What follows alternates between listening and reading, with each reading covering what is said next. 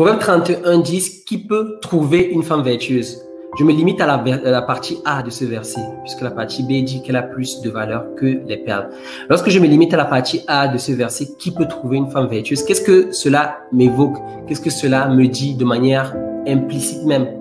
Déjà, je m'attarde sur l'expression trouver. Lorsque moi je vois trouver, ça veut dire quoi? Ça veut dire que pour moi, jeune gars, je dois être dans une logique de recherche. On est d'accord jusqu'ici, je dois être dans une logique de recherche. Parce qu'on me dit qui peut trouver une femme vertueuse. Donc, pour moi, quand je vois l'expression trouver, ça m'évoque une action de ma part. Ça évoque une recherche de ma part. Ça évoque, de toute façon, peu importe l'expression que vous allez mettre, ça évoque quand même une action concrète de ma part. Ça veut dire que je dois être actif dans ma démarche de recherche de ma femme. Je dois être actif. Et même les femmes aussi. Hein, effectivement, ici, on parle vraiment pour la femme vertueuse. Mais je peux aussi dire qu'il peut trouver un homme de valeur, un homme fidèle, par exemple. Donc, ça sous-entend quelque chose d'actif de ma part. Et donc, du coup, donc comme je l'ai dit, moi, lorsque je parcours la Bible, du moins pour l'Ancien Testament, pour moi, je ne vois pas qu'il existe le bon choix. Vous voyez ce que je veux dire? Pour moi, il n'y a pas la bonne personne. Par contre, la Bible me suggère les bons et les mauvais choix. La Bible me suggère une attitude à adopter si je veux avoir de bons résultats et une attitude que j'adopterai si je veux avoir de mauvais résultats. La Bible insiste plus sur la démarche. Elle n'est pas forcément focalisée sur, je dirais plus sur la qualité ou du moins la nature de la personne. C'est d'abord plus moi. Et ici, Proverbe 31:10 nous dit clairement qui peut trouver une femme vertueuse.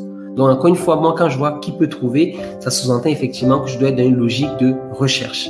Après, on verra effectivement, lorsqu'on parle de recherche, ne nous pressons pas à dire, voilà, que je suis en mode sniper, si je suis un gars et que je veux tirer sur tout ce qui bouge. Pas du tout. Mais soyons d'accord sur le fait que lorsqu'on parle de trouver, ça veut dire qu'il faut chercher. Hein.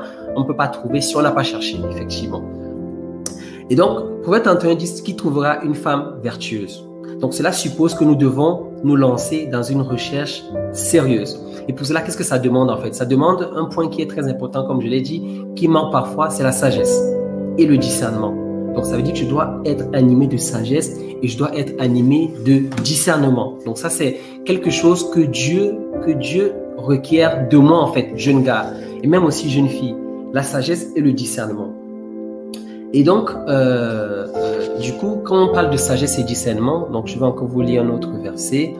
Proverbe 31:30, donc qui dit « La grâce est trompeuse et la beauté est vaine.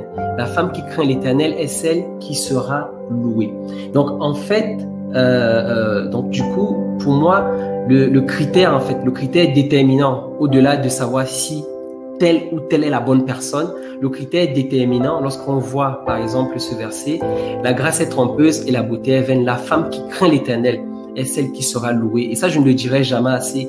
Le critère déterminant, toi qui es célibataire, premier critère, je ne dis pas qu'il n'y a pas d'autres, mais le critère principal, au-delà de savoir si c'est la personne, le critère déterminant, c'est est-ce que c'est une fille qui craint l'Éternel? Est-ce que c'est un gars qui craint l'Éternel? Ici, on parle des gars. On nous dit que la femme qui craint l'Éternel est celle qui sera louée. Et croyez-moi, peut-être lorsqu'on dit cela comme ça, on pose le principe et qu'on dit aux gens, il faut que tu aies le critère numéro 1. Cette personne doit craindre l'Éternel. Pas craindre de sa manière, mais craindre de manière biblique. Parce que les gens disent, parfois, ça je ne cesserai jamais de le dire. Hein. Vous avez des personnes qui disent, oui, il aime Dieu, mais de sa manière. Non, il n'y a pas plusieurs manières d'aimer Dieu. Il n'y a qu'une seule manière. Si tu m'aimes, garde mes commandements, disent les Écritures. Est-ce qu'il garde les commandements de Dieu? Est-ce qu'il vit pour la gloire de Dieu? Et comme je l'avais dit dans un live précédent avec mon épouse, Armel, on a dit, est-ce que les deux critères sont remplis quand tu vois cette personne? Premier critère, est-ce que cette personne t'aide à rechercher davantage Dieu? Deuxième critère, est-ce que cette personne t'aide dans la croissance à la ressemblance à Christ? Si ces deux critères ne sont pas remplis, c'est que cette personne-là ne craint pas Dieu. Je suis désolé de le dire ainsi. Donc, c'est un critère déterminant. Donc, je crois qu'on a beaucoup, dans l'église, on s'est beaucoup focalisé sur un autre combat. Le combat de Seigneur, montre-moi la personne que je dois épouser. Le combat de Seigneur, révèle-moi. Dis-moi et ensuite je vais. Non, non, non. Dieu te dit, ok, ça je vais le dire plus tard, mais Dieu te dit, sois d'abord clair sur qui tu dois épouser. Et quand on parle de qui, on parle vraiment de la personne. La femme qui craint l'Éternel est celle qui sera louée. Parce que la grâce est trompeuse et la beauté est vaine. L'homme qui craint l'Éternel est celui qui sera loué. Donc, premier critère, c'est un critère non négociable, comme je le dis souvent. Est-ce qu'il craint l'Éternel? Est-ce que ça vaut vraiment la peine d'avoir une femme qui a pour socle et pour base la parole de Dieu? Ça vaut vraiment la peine d'avoir pour épouse une personne avec qui, tu sais, comme Amos 3.3 nous dit, que deux personnes marchent-ils ensemble sans s'en être convenus. Une personne sur laquelle vous savez que tous les conflits que vous aurez, tout ce que vous allez dire, tout ce que vous allez faire aura pour base, aura pour socle la parole de Dieu. Ça, on ne le dira jamais assez. Pourquoi est-ce qu'on ne le dira jamais assez? Parce que malgré le fait que plusieurs personnes en parlent, malheureusement, encore aujourd'hui, on voit des personnes qui, dans le choix du conjoint, ne mettent pas le critère de la crainte de l'Éternel comme critère déterminant, critère non négociable, critère non discutable, j'ai envie de dire.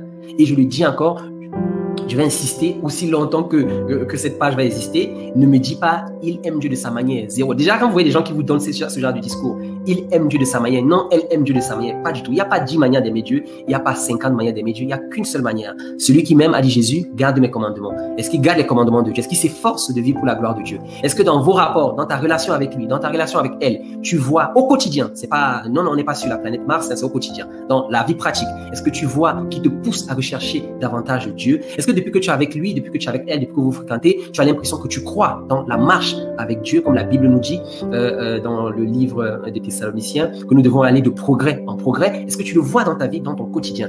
Et deuxième point, encore une fois de plus, est-ce que tu sens, est-ce que tu vois que tu grandis dans la ressemblance à Christ? Parce que n'oublions pas, nous sommes des chrétiens et on parle aux chrétiens.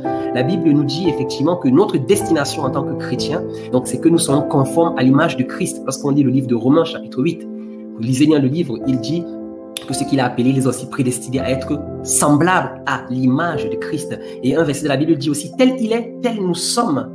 Donc nous sommes appelés à ressembler à Jésus-Christ. Dans Galates chapitre 5, 19, un verset que j'affectionne particulièrement, l'apôtre Paul dit, entre autres pour les Galates, qu'il prie pour eux, il éprouve les douleurs de l'enfantement, afin que Christ soit formé en eux.